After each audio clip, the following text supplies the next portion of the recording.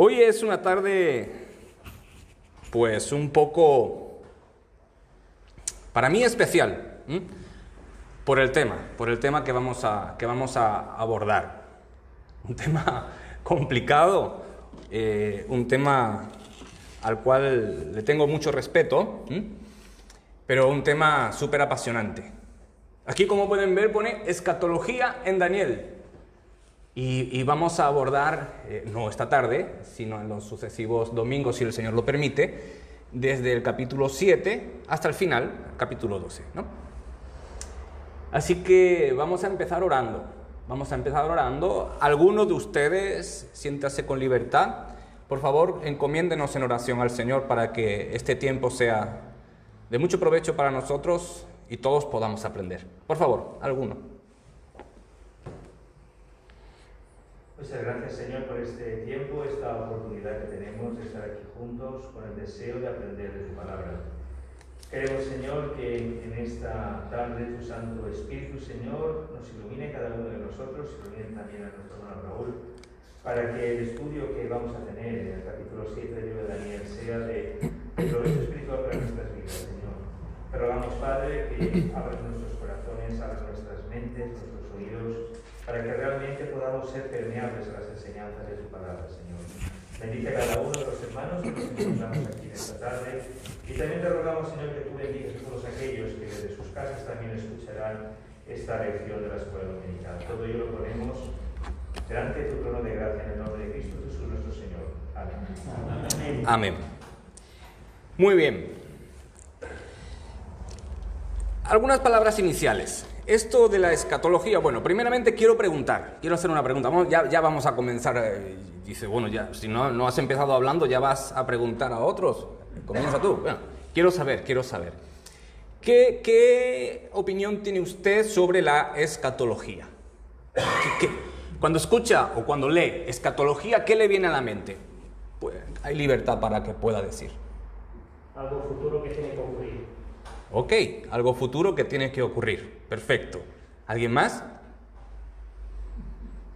Las cosas de los últimos tiempos. Las cosas de los últimos tiempos. Pasa lo siguiente. Es correcto. Pasa lo siguiente. Cuando escuchamos la palabra escatología y que alguien va a dar una lección sobre escatología, lo que queremos es que nos digan cuándo va a venir la bestia, qué significa el 666, etcétera, y cosas como esta, ¿no? Y la escatología realmente no es en sí esto que digo. No es ese, y me van a permitir la expresión, ese morbo evangélico que tenemos cuando escuchamos sobre escatología. Bueno, pues entonces, ¿quién? El 10º cuerno, el cuerno chiquitito, ¿quién será? ¿Rusia? ¿O será? ¿O esto o lo otro? No, la escatología no tiene que ver mucho con esto. La escatología es como han dicho, los eventos que están por acontecer, y la escatología es mucho más amplia que eso que es un tema dentro de la escatología. ¿Ok? Entonces, vamos a empezar, antes de leer el texto, definiendo. Tenemos que definir. Y como usted puede ver acá, escatología, bueno, viene del griego, obviamente. Esto sí tengo que explicarlo. Es una palabra compuesta. Escatos, que significa último, y logos, que significa estudio. Escatología. ¿Ok? Estudio de lo último, como bien han dicho. Estudio de lo último, o sea, el estudio de las últimas cosas. Y normalmente cuando se piensa en escatología, el libro por excelencia que viene a la mente de todo evangélico es el Apocalipsis. Y es correcto, pero Daniel también. y el libro de Apocalipsis viene de la palabra apocalipsis, que significa revelar. O sea, que el libro de Apocalipsis significa algo que es revelado. Bien, hasta ahí bien. Hay algo que es esencial saber. Tanto el libro de Apocalipsis como Daniel pertenece al área escatológica, el estudio de las últimas cosas. Y Este estudio de las últimas cosas lo contiene la literatura apocalíptica. Yo quiero ir despacio con esto porque tenemos que asentar bien las bases. El libro de Daniel y el libro de Apocalipsis son libros apocalípticos.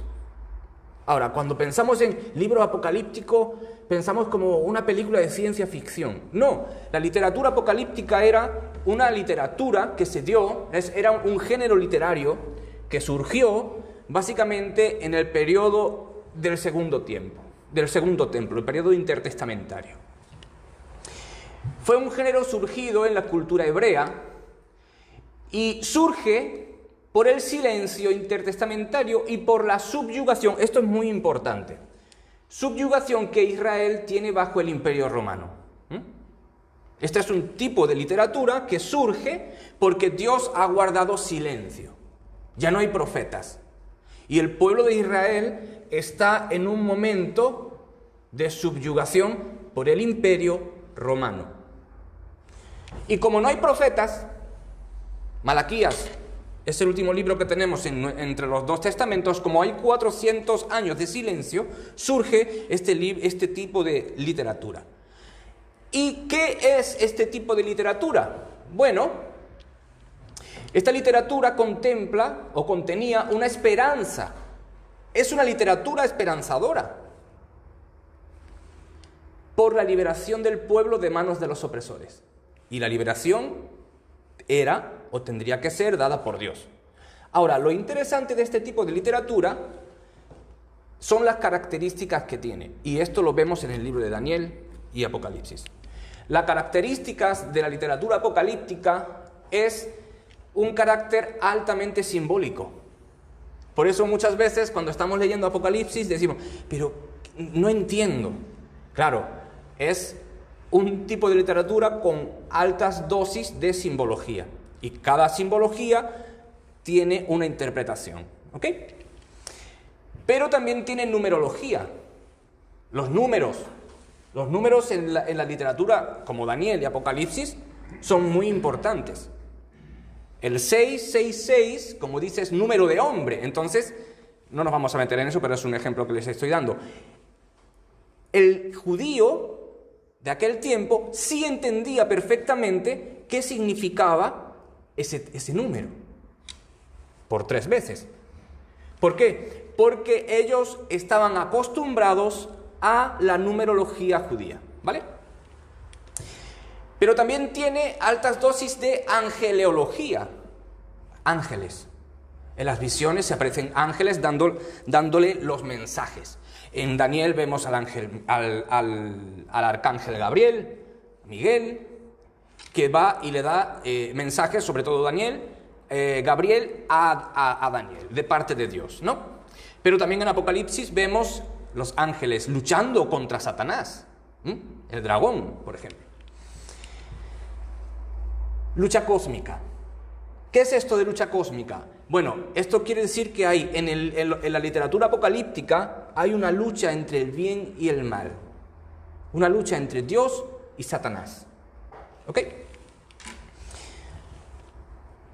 Y por supuesto, hay una batalla final donde Dios libera a su pueblo. Como hemos dicho al principio, la literatura apocalíptica es una literatura de esperanza. Se crea en un estado de subyugación y lo que intenta hacer este tipo de literatura es dar esperanza al pueblo. Dios va a liberarnos de la subyugación. Dios va a derrotar a sus enemigos. Y por supuesto, teofanías. Dios se presenta. O una cristofanía, digámoslo así. El hijo del hombre se presenta ante Daniel, como veremos en los capítulos siguientes, y en el Apocalipsis también se le aparece Jesús a Juan en la isla de Patmos. Entonces, hay más ingredientes, pero con esto creo que basta para dar una pequeña introducción. ¿Por qué muchas veces no entendemos este tipo de literatura? Porque se tiene que estudiar entendiendo el contenido, las altas dosis de numerología, el carácter simbólico que tiene, la lucha cósmica entre ángeles y demonios, la batalla final donde Dios libera y las apariciones. Todo esto es contenido en este libro de Daniel.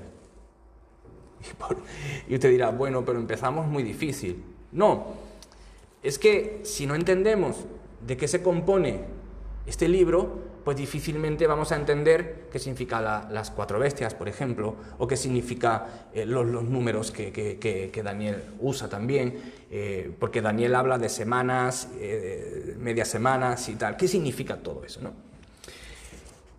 Dicho también dentro de la introducción, no nos vamos a meter de una profundidad tan honda que ni yo sepa salir, porque nos podemos ahogar todos, uno y el que habla el primero.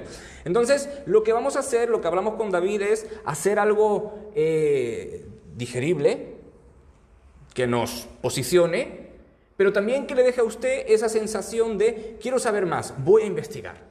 Entonces eso es fantástico, ¿no? Bien, vamos a leer entonces el capítulo 7, ahora sí. Si usted tiene Biblia, la podría abrir, sería fantástico, y si no, pues yo lo leo por usted. Dice así el capítulo 7 de Daniel. Ya empezamos, nuestra Reina Valera de 60 ya empieza con algo, con un título muy sugerente, Visión de las 4 bestias. ¿Ve? Tenemos una de las características de la literatura apocalíptica. Bien, dicho esto, dice así. En el año primero del rey Belsasar de Babilonia, tuvo Daniel un sueño y visiones de su cabeza mientras estaba en su lecho. Voy a leerlo despacio porque necesitamos entender bien cómo se gesta este capítulo 7. Dice que en el primer año del rey Belsasar, Daniel tuvo visiones. Estaba acostado, estaba en su recámara y tuvo visiones.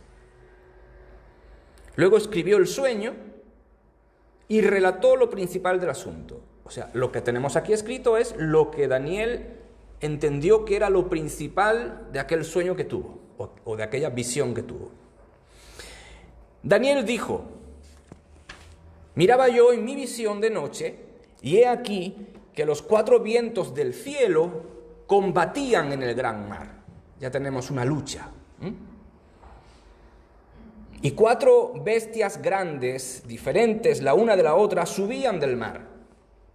La primera era como león y tenía alas de águila. Yo estaba mirando hasta que sus alas fueron arrancadas y fue levantada del suelo y se puso enhiesta sobre los pies a manera de hombre, y le fue dado corazón de hombre. Versículo 5. Y he aquí otra segunda bestia, semejante a un oso, la cual se alzaba de un costado más que del otro, y tenía en su boca 3 costillas entre los dientes, y le fue dicho así: levántate, devora mucha carne.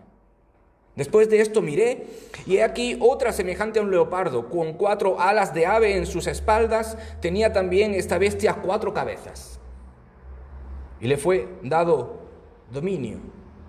Quédese con esa palabrita, y le fue dado dominio.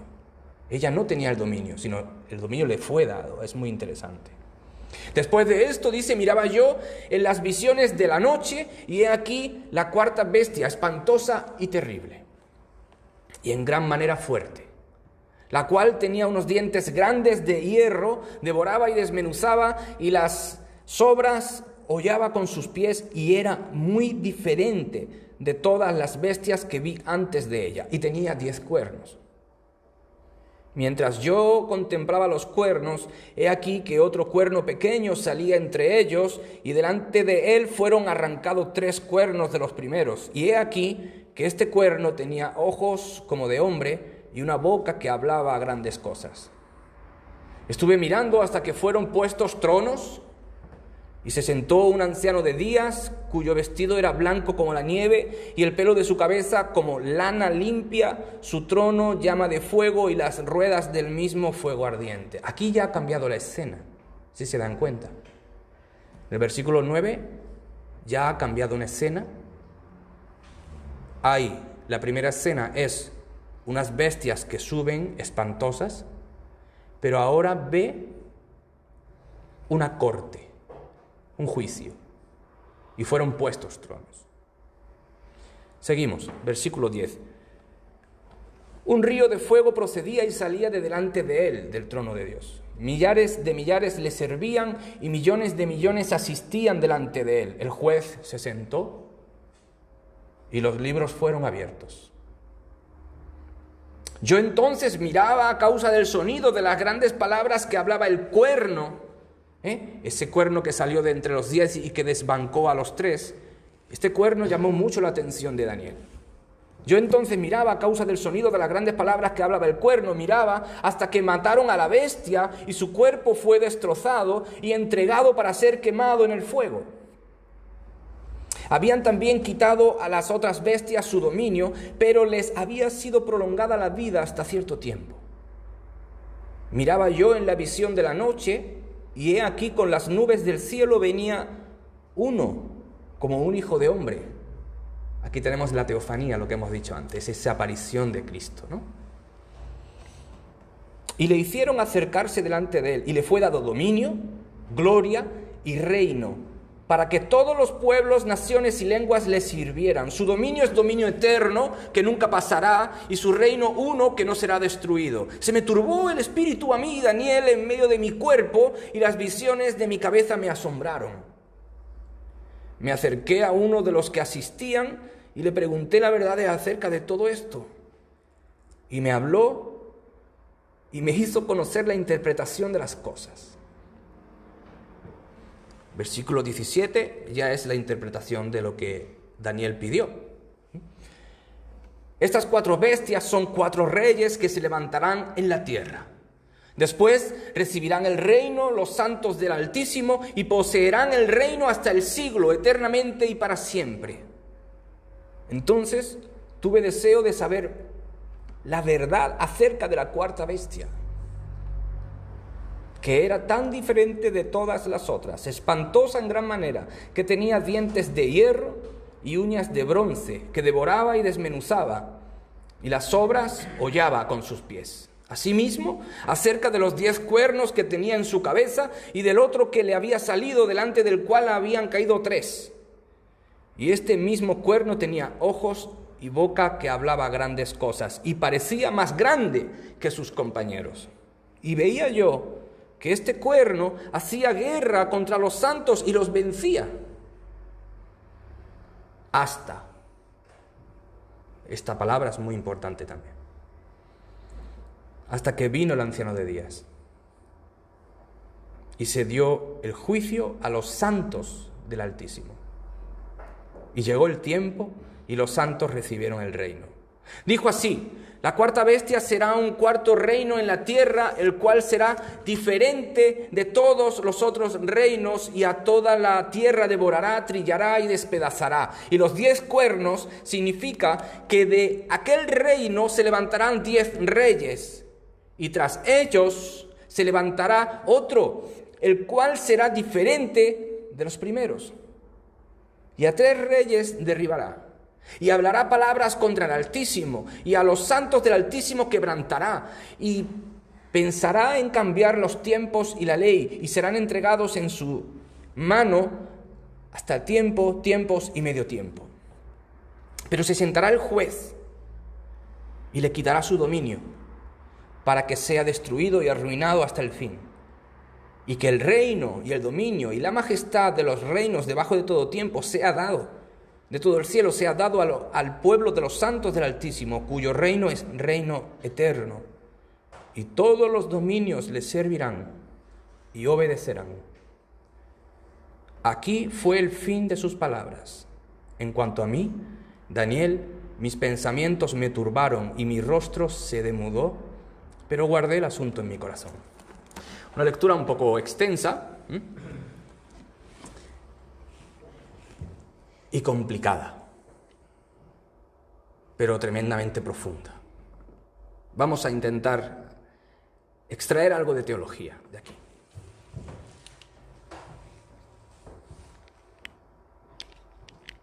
Quiero ver qué pasó aquí. Ok. Tenemos, como he dicho anteriormente, el libro de Daniel y el libro del Apocalipsis de Juan. Y ambos contienen características similares a la literatura que corresponden. La literatura apocalíptica, es lo que hemos dicho. ¿Qué tienen en común? Bueno, es profecía.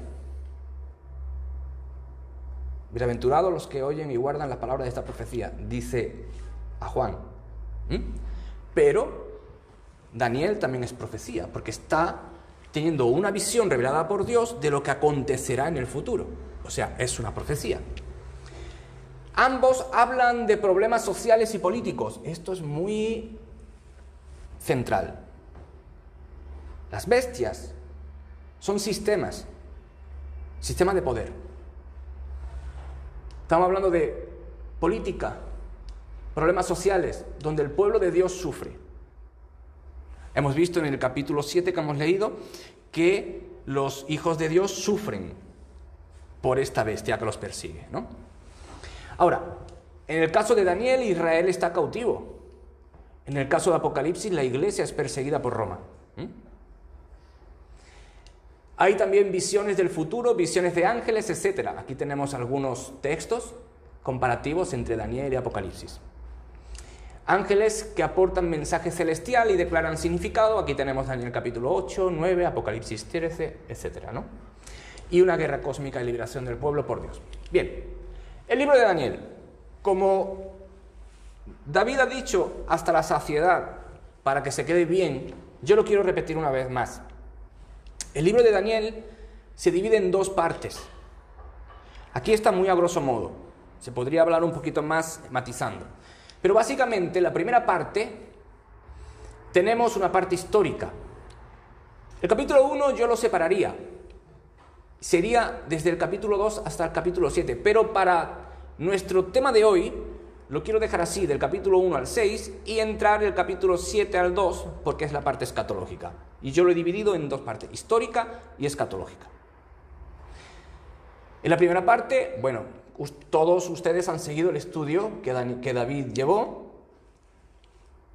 Capítulo 1 se relata cómo Daniel y sus amigos fueron llevados cautivos, y a partir de ahí Daniel está relatando cosas históricas que sucedieron. Pero en la segunda parte, en la parte escatológica, se puede dividir en dos. El capítulo 7, que habla una profecía sobre los gentiles, y desde el capítulo 8 hasta el final, lo relevante o lo tocante a Israel. Entonces, el libro de Daniel se divide en dos partes. La primera parte histórica, la segunda parte escatológica, y dentro de la escatología del capítulo 7 es una escatología gentil, y luego del capítulo 8 al capítulo 12 una profecía para Israel. O sea, Dios le dice a Daniel lo que va a suceder con la humanidad. Y dentro de la humanidad habla de lo que va a suceder con los imperios gentiles, pero luego también lo que esos imperios gentiles harán dentro de Israel. ¿Ok?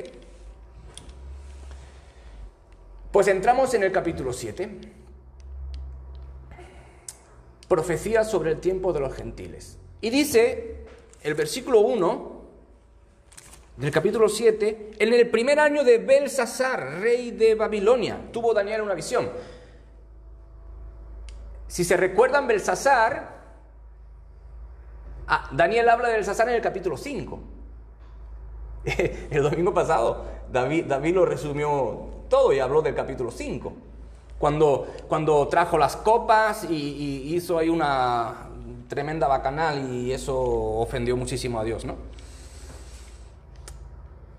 Pues tenemos que entender esto, que Daniel no es un libro cronológico. Daniel no va hablando sistemáticamente por fechas, porque Daniel lo que cuenta es de una forma aleatoria lo que él cree que es necesario que su libro contenga. Y en el capítulo 7, versículo 1, lo dijo. Luego escribió el sueño y relató lo principal del asunto. Hay cosas que Daniel no quiso escribir.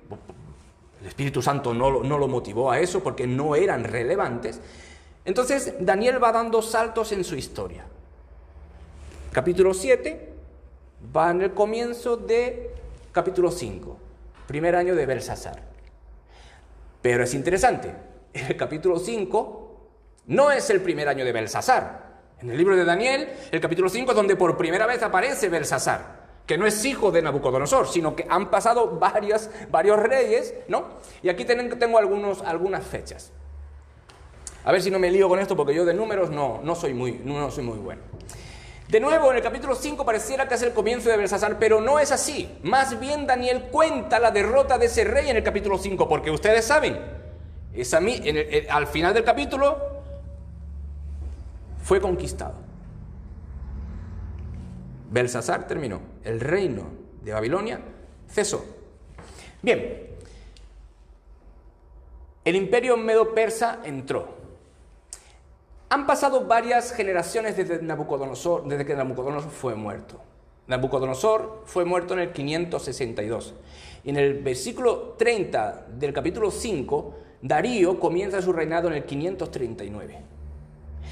Belsasar, o sea, el versículo 1, el primer año de Belsasar está fechado en el 553. Si el capítulo 5 de Daniel habla de la derrota de Belsasar en el 539, cuando Darío lo conquistó, estamos hablando de que Belsasar reinó 14 años. Hasta ahí bien. Versículo 2. Dice que vio una batalla. Los 4 vientos del cielo combatían en el gran mar. ¿Qué significa esto? Ya entramos con simbología. Bueno, pues los 4 vientos del cielo son los 4 puntos cardinales. Pero es interesante también esto. La palabra viento en hebreo es ruaj y significa viento, soplo o espíritu. Algunos teólogos dicen, Daniel efectivamente está hablando de una gran batalla a nivel magna en los 4 puntos cardinales, o sea, que lo contempla todo, una batalla de imperios. Pero también hay una batalla cósmica, porque dentro del plano físico que Daniel está contemplando, esa batalla de reinos, de imperios, hay una batalla espiritual, porque Satanás también gobierna en este mundo. Y en el plano segundo, es una batalla, es una lucha que Satanás está haciendo contra Dios. Y más adelante, en el capítulo 8, 9, 10, veremos que lo que quiere Satanás es derrotar al pueblo de Dios. Dicho esto, 4 puntos cardinales, y lo ve en el gran mar. Esto también es simbólico. El gran mar, para los judíos de aquel tiempo, es el mar Mediterráneo. ¿Ok? Entonces dice que hay un combate, una lucha cósmica que Daniel ve. Ahora, el versículo 3, si esto quiere funcionar. Dentro de esta lucha, 4 puntos cardinales, el gran mar, o sea, lo que Daniel está viendo es agitación, una agitación tremenda. El mundo patas arriba, es lo que básicamente pudiéramos decir. Todo es un caos, hay lucha, poderes. Y ve 4 bestias, las cuales suben del mar. Si alguien puede leer Apocalipsis 13:1, por favor. Y Apocalipsis 17:8.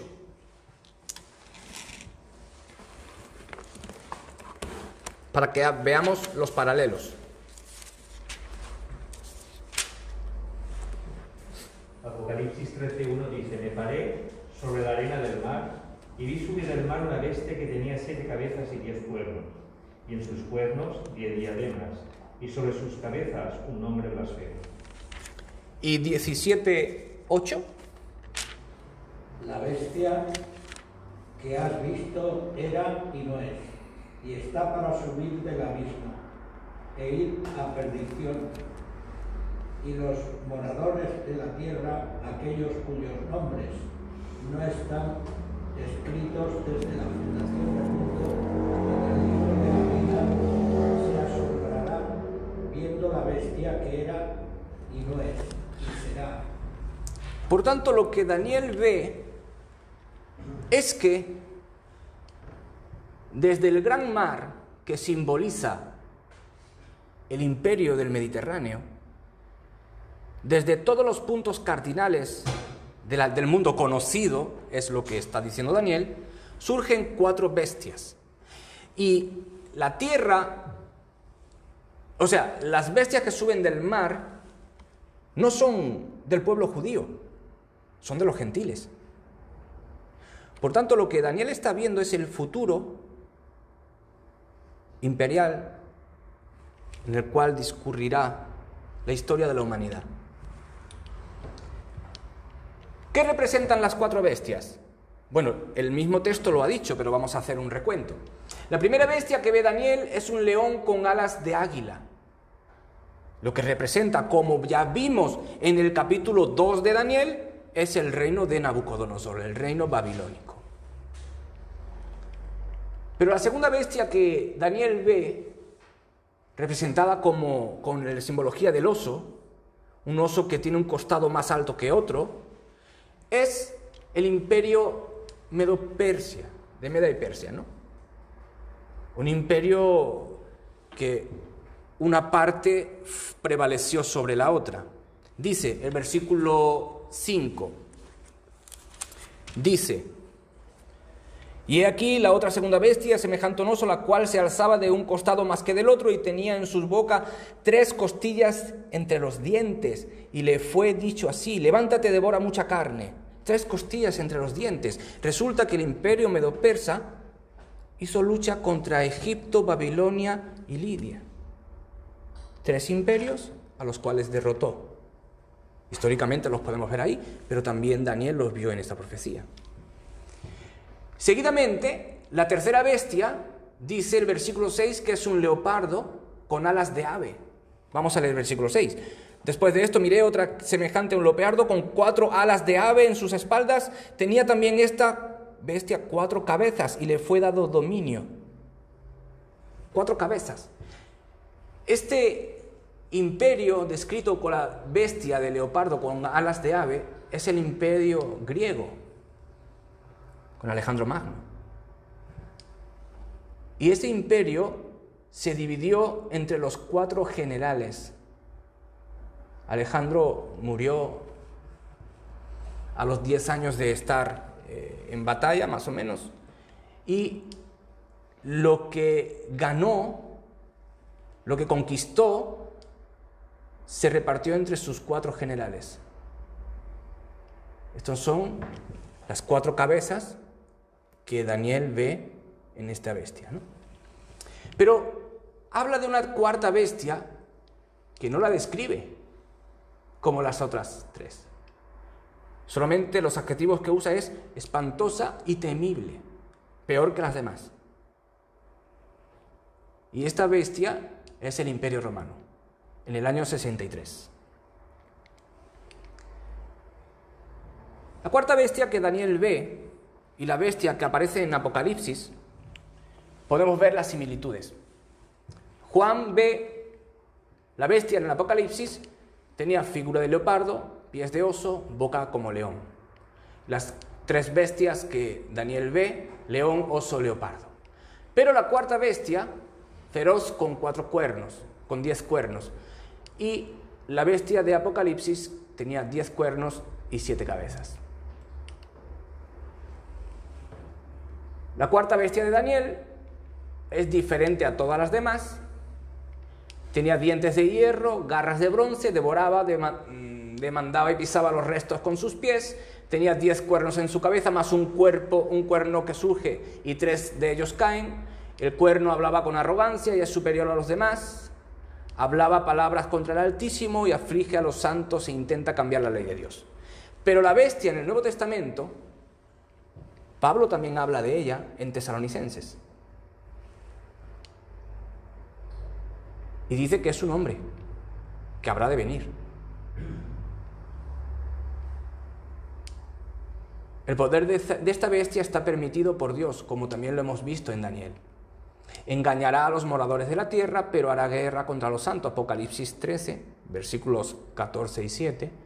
Y esta bestia que ha de venir, como dice Pablo, Juan la llama anticristo en su primera carta, y la bestia en el Apocalipsis hablará en contra de Dios.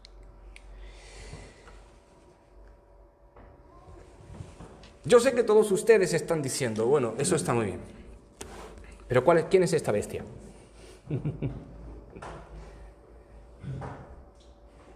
Esta bestia, vamos a hablar más de ella en el próximo domingo, los sucesivos, porque en el capítulo 9, con las 70 semanas, se grafica un poquito más. Para hoy, decir que lo importante de este capítulo 7 no es en sí quién es la bestia, porque nos lo dice, la bestia es un imperio. El ángel le dijo, son 4 imperios, y el último imperio es el imperio romano, que subyuga a Israel.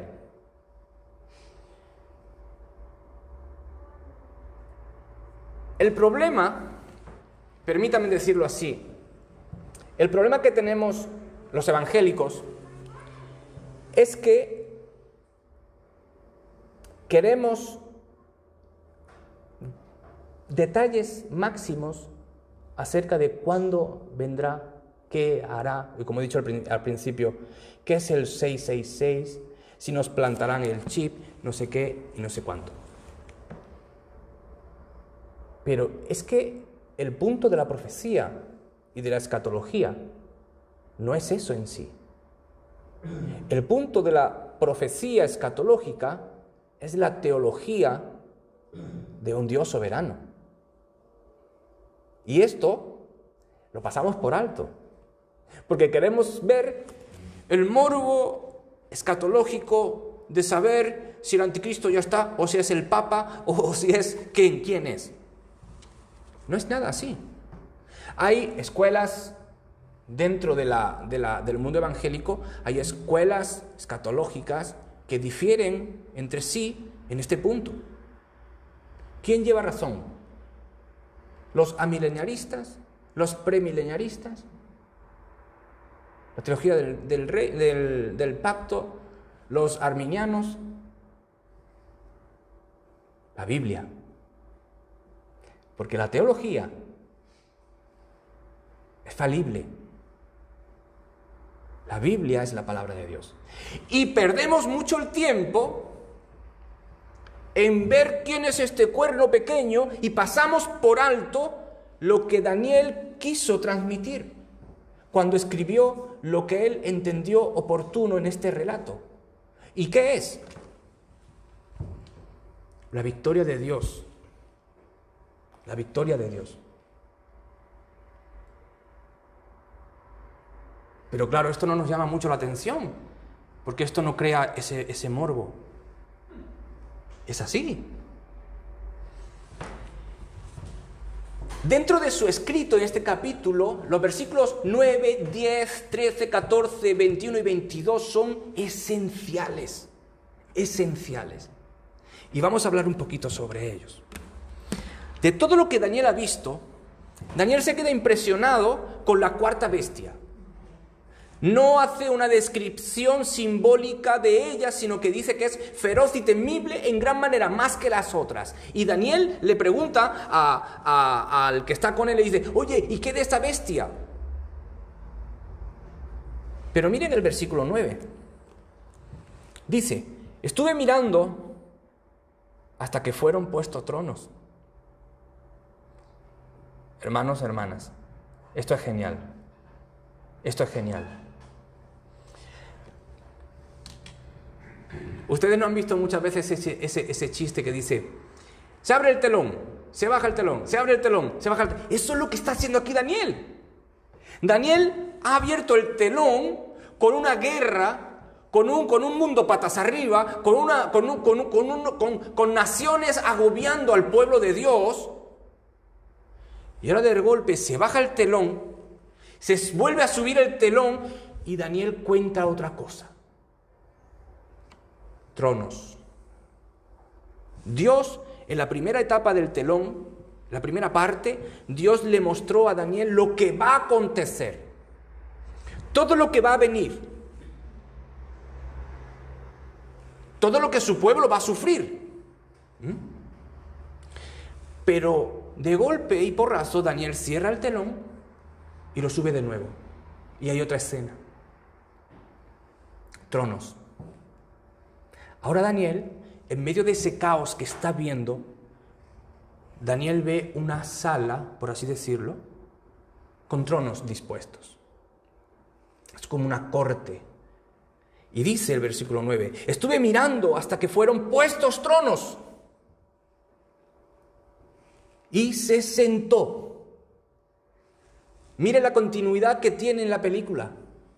No es algo que vio, no es algo estático, es algo dinámico. Daniel ve tronos y ve que llega alguien y se sienta. Y entonces el juicio comienza. Eso es lo que Daniel está viendo. Entonces estuve mirando hasta que fueron puestos tronos y se sentó un anciano de días cuyo vestido, mire cómo lo describe, cuyo vestido era blanco como la nieve, hablando de la santidad, de la pureza. El pelo de su cabeza como lana limpia y su trono como llama de fuego, justicia. ¿Quién puede estar en medio de ese trono? El fuego lo quema todo. Y las ruedas del mismo fuego ardiente, un río de fuego procedía y salía de delante de él. Millares de millares le servían. Y millones de millones asistían delante de él. Mire lo que dice. El juez se sentó. Mire cómo lo está describiendo. Y los libros fueron abiertos.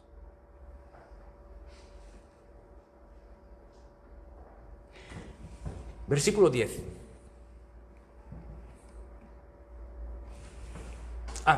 Versículo 13. Miraba yo en la visión de la noche, y he aquí con las nubes del cielo venía uno como hijo de hombre, que vino hasta el anciano de días, hasta el trono.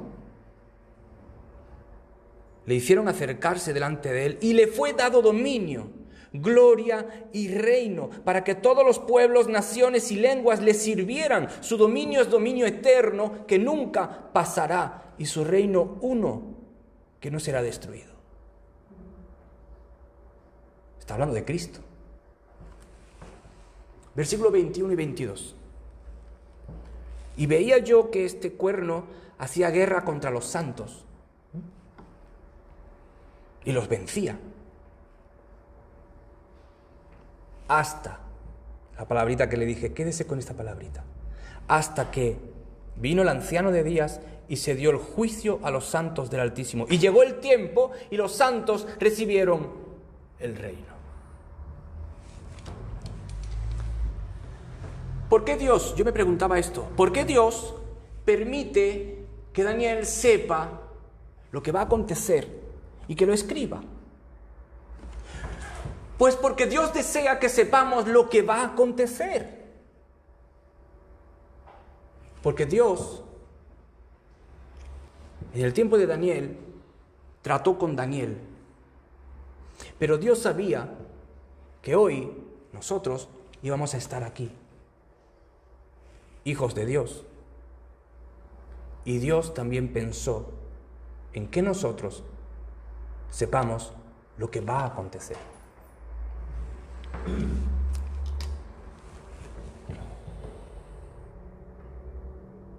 ¿Sabe por qué la iglesia? No hablo de Montesión. Y sí, hablo de la iglesia de Cristo en el siglo XXI. ¿Sabe por qué la iglesia? Y cuando digo iglesia hablo de cristianos, porque la iglesia somos los cristianos. ¿Sabe por qué la iglesia vive decaída? Porque no está estudiando la escatología. Porque según como sea nuestra escatología, así va a ser nuestra vida presente. Porque si la escatología habla de un juez que se sienta, de naciones en convulsión, de caos, porque es lo que Daniel estaba viendo, pero de pronto el telón se cierra y se abre y Daniel ve tronos y ve a ese anciano de días que con pompa y con majestad llega y se sienta, y los libros y los rollos son abiertos, y luego llega otro hombre y se acerca al trono, y a este hombre le es dado dominio, autoridad sobre reinos. Lo que la escatología nos está diciendo es que da igual cómo se torne todo, Dios ya lo sabía, nos lo ha dicho y Él está en control. ¿Sabe por qué vivimos tan desanimados? Porque hemos perdido de vista la escatología. Porque la escatología nos habla de esperanza. La escatología nos habla de poder. La escatología nos habla de que Dios es bueno. Y la escatología nos habla de que Dios es fiel. Y si nosotros vivimos con esta esperanza, con esta potencia, porque esto es una bomba, esto es una bomba que tiene que explotar en nuestro interior y hacer que vivamos mirando aquel tiempo. Entonces nuestra vida, nuestros días cambian. Cambian. ¿Usted se ha preguntado por qué Pablo en la cárcel puede animar? O sea, fíjese esto. Si yo estoy en la cárcel por causa del Evangelio, yo lo que quiero es que David me traiga una lima para cortar los barrotes y salirme. ¿Lo harías, David? Pablo estaba escribiendo cartas a las iglesias. Él no estaba pensando en sí. Él estaba gozoso. Hablando que Evodia y Síntique sean de un solo sentir. Pablo, estás en la cárcel. ¿Cómo estás preocupado de que estas dos mujeres se lleven bien? Porque él entendió la iglesia. Porque él entendió la escatología. Porque él veía algo más grande que su mismo presente y vivía de acuerdo a lo que había visto y entendido. Por eso Pablo, en medio de lo que nosotros diríamos una derrota, está dando ánimo a todas las iglesias. Porque Pablo comprendía la escatología. Obviamente Pablo no sabía quién iba a ser el cuerno pequeño, tanto que eso por lo que tanto nos esforzamos hoy en día. No, eso queda reservado para Dios. Hasta el momento que llegue. Hay un predicador, Paul Washer, él dice, ¿sabe cuándo vamos a entender el libro de Apocalipsis? Cuando Cristo venga. Cuando Cristo venga, lo entenderemos. Mientras, hay cosas que están veladas. Pero la teología, el carácter profundo de la escatología, que habla de un Dios soberano, bueno y fiel. ¿Qué le parece? Cambia la perspectiva. Ahora ya no me he enfocado en si Rusia con China, que no sé qué, no sé. Ahora me he enfocado en Dios. De eso trata la escatología. De lo que Dios va a hacer en los últimos tiempos. De lo que Dios está haciendo en los últimos tiempos. Muchos dicen, y el COVID es no sé qué, del apocalipsis. ¿No? Con mucho respeto lo digo, pero creo, es mi opinión, usted puede diferir, no pasa nada, pero es mi opinión, perdemos el tiempo en intentar cuadrar cada cosita que acontece. Esto ya, aquí está. Eso viene diciéndose hace siglos y Cristo no ha venido todavía. ¿Será que hemos perdido de vista la esencia de la escatología? Lo que nos dice Daniel en este capítulo 7 es: la historia de la humanidad está regida por imperios gentiles, paganos, contrarios a Dios, permitido por el Dios soberano. Nadie sube al poder ni se cae sin que Dios lo permita. Nadie. Porque, versículo 6, la bestia que era semejante a un leopardo, dice, y le fue dado dominio. También le dije, quédese con esa palabrita. Ha sido Dios el que ha permitido lo que ha acontecido. En todas las etapas de la vida, en todas las etapas de los imperios. Es el Dios que controla la historia. La historia no va sola, no es un devenir de cosas. La historia es controlada por un Dios omnisciente y omnipotente. Y toda la historia responde al plan soberano de Dios de salvación. Porque al final, todo lo que Daniel escribió y lo que Dios quiso que viera, ¿sabe qué es? La gloria de Dios. Venciendo, porque no hay nada ni nadie que se compara a Él. ¿Amén? Por favor, ese es nuestro Dios. Esa es la escatología. ¿Qué nos dice esto hoy? Para terminar. Y puede participar, hermano, hermana. ¿Qué nos dice esto hoy? Que lo que acontece en nuestro sistema político y social no es casualidad.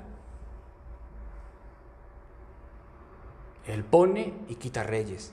¿Es Dios?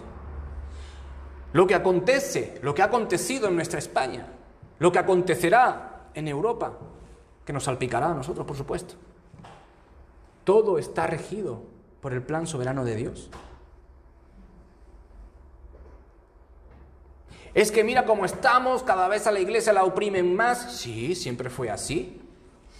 ¿Quién dijo que la iglesia no iba a ser color de rosas? No. Ni siquiera el Israel del Antiguo Testamento. Porque como veremos más adelante, capítulo 8, 9, 10, veremos que para Israel va una profecía muy grande en persecución. Todo lo que acontece está supervisado por Dios. Todo en tu vida.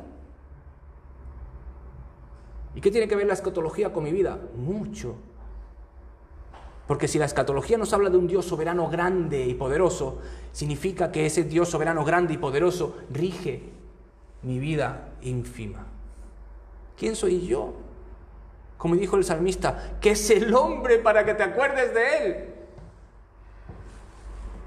Alguien especial para Dios. Aprovecho para decir, ¿sabías que eres especial para Dios? A veces lo olvidamos, porque estamos como Daniel, queriendo saber eso que nos ha convulsionado. A Daniel lo convulsionó la cuarta bestia. A mí, ¿qué me convulsiona? Mi problema, mi miedo, mi desesperanza, mi momento. Por favor. Bueno, me van a perdonar porque, claro, a lo mejor es una tontería grande, ¿no? Pero digamos que en el año 40 apareció la era atómica. Esto está metido dentro de... Ya sé que está metido en el plan de Dios, pero ¿qué papel va a jugar todo esto? Porque el mundo está cargado de bombas atómicas y esto también retiene, yo creo que esa paz entre comillas, y la gente en realidad los poderes tengan miedo de enfrentarse una nación con otra. Quería saber sobre esto o tener una idea sobre esto. Bien, no es una tontería, como dijimos al principio, no hay preguntas tontas, ¿no?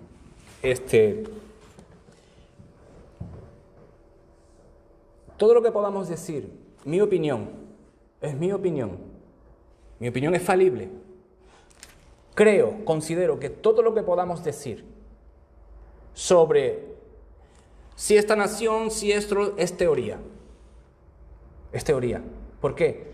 Dios no nos dio una profecía con pelos y señales. Nos dio, a grosso modo, lo que va a acontecer. ¿Quién llevará si se formará la guerra tal? ¿Quién será el anticristo? ¿Vendrá de los musulmanes o vendrá de los...?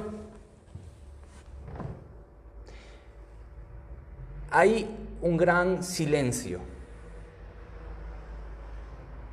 De hecho, tanto la escuela hermenéutica amilenialista como la escuela hermenéutica premilenialista son muy dispares entre ellas. Y la centralidad está, por supuesto, en Israel. Si las dos principales escuelas hermenéuticas no se ponen de acuerdo, ¿eso qué quiere decir? Que no podemos saber realmente cómo va a ser, cómo será, cuándo será, si ya está aquí. No tenemos esas nociones, no tenemos esos detalles. Todo lo que se pueda decir, y de verdad, no me cree a mí, puede consultar con teólogos, en libros, por supuesto, y van a coincidir.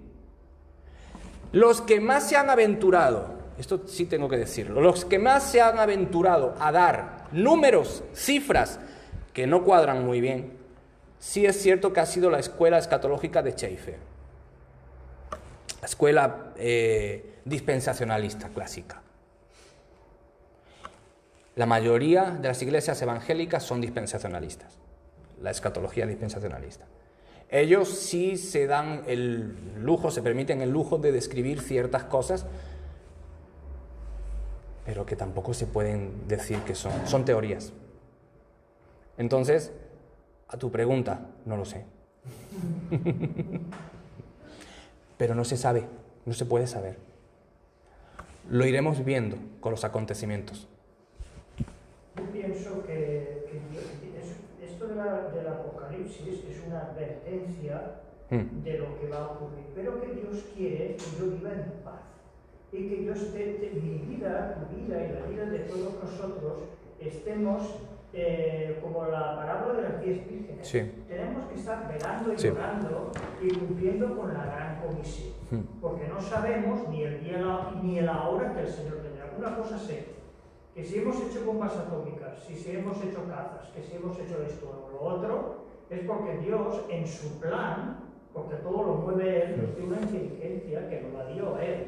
Y todo lo que está pasando en el mundo es porque entra, es lo que has dicho tú, entra en el plan de Dios, pero es algo que no nos tiene que quitar el sueño, que ocurrirá mañana o pasado, porque es que eso es algo que no lo sabemos, solo Dios lo sabe. Entonces Dios lo que quiere es que yo viva en paz y que yo lo busque el día a día y que yo cumpla con la gran comisión, porque a lo mejor viene esta noche Jesús o viene mañana. Entonces yo tampoco tengo que vivir como ahora con lo del COVID, que hay mucha gente que tiene miedo. Los creyentes no tenemos que tener miedo a nada, porque Dios está con nosotros. Satanás va a intentar destruir, no lo va a conseguir si Dios está con nosotros. Y nosotros tenemos que vivir el día a día velando y orando constantemente, buscando la dirección de Dios. Pero no tenemos que estar preocupados de que si pasará esto, pasará. Va a pasar, porque el libro del Apocalipsis es como el periódico de la mañana. Vendrá el día que menos se lo pensará.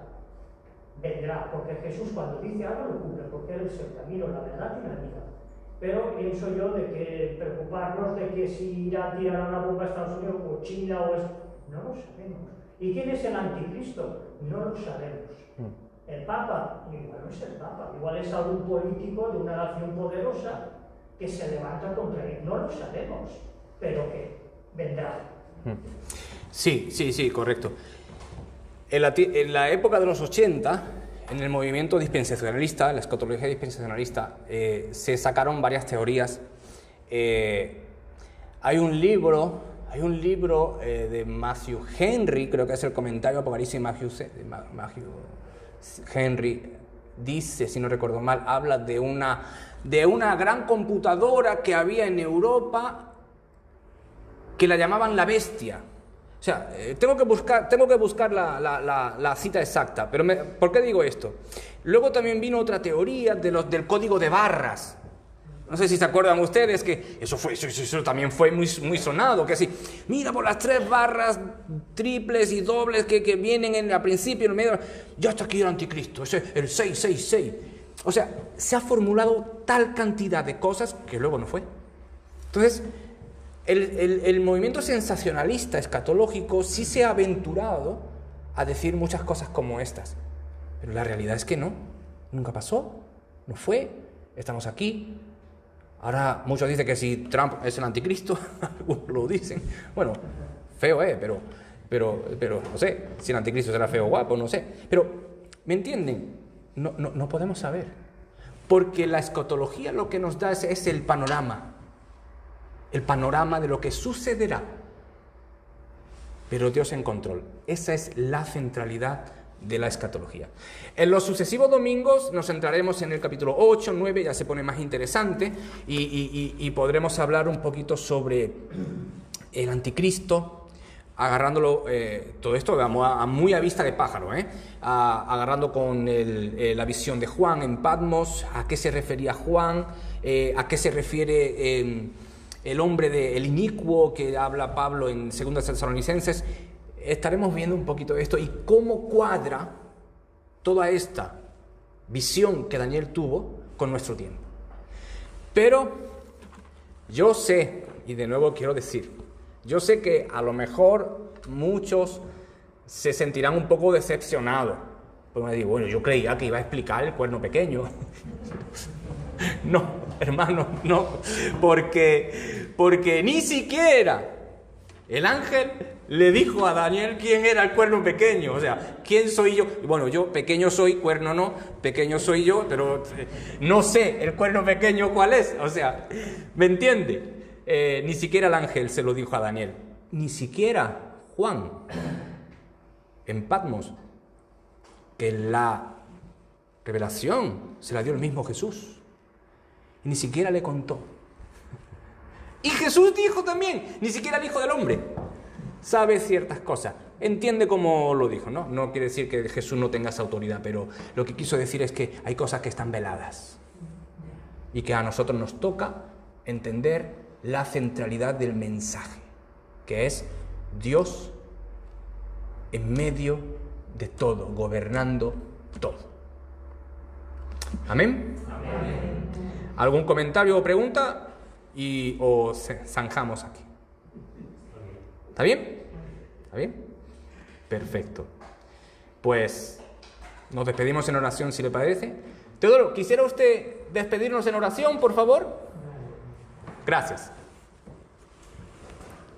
Padre amado que estás en los cielos, Señor, te damos muchas gracias por todas las cosas que tú nos has revelado.